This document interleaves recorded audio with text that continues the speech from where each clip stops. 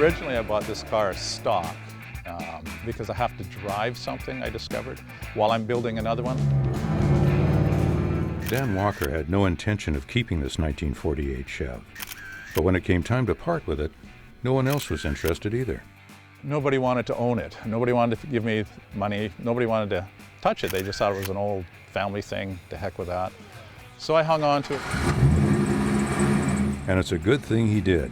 He later found a modern drivetrain and a donor car that sparked his imagination.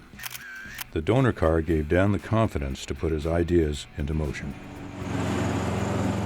So that if anything went wrong, I could put it back to the way it was. For an example, chopping the roof. When you start cutting up a roof, if you don't have an extra one laying around and something goes wrong, it's kind of a one-way street. You can chop a top in a day, but it can take nearly a year to put it back correctly. Dan felt a 2-inch drop was the perfect look for this hot rod. You know, doing a chop that wasn't blatantly obvious, and more it was because it was a challenge. To chop a roof is one of those things you can brag about, so I wanted to do a little bit of bragging. So. And he has a lot to brag about.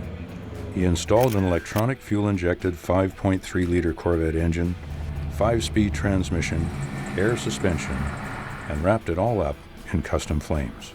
And that is just the beginning of the list of improvements he's made. Flames have always been a bit of an idea, but driving down the highway one day, I saw a car coming at me. It was an older car and it had flames up over the hood, and I just yelled out loud. It was just so exciting. I was like, oh, that's awesome. And I thought, oh, look at that reaction. You just got to have that.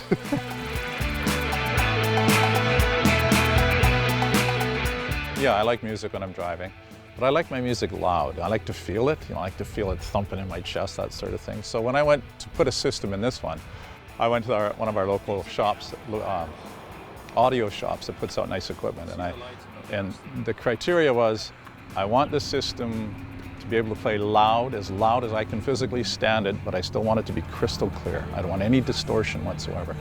And so we put together a bunch of different equipment, and that's what I've got.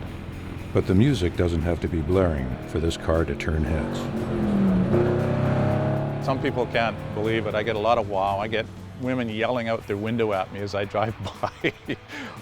I've had a lot of different reactions, all of them good. Nice car. So now it's my favorite car. Went from being, I didn't want it, tried to get rid of it. Now, you got to come up with a whole bunch of money for me to unload that car.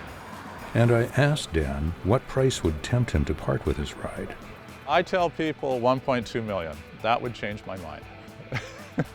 I would probably let them have it for that money, probably. Judging by the smile on his face, 1.2 million probably still wouldn't be enough to give over the keys.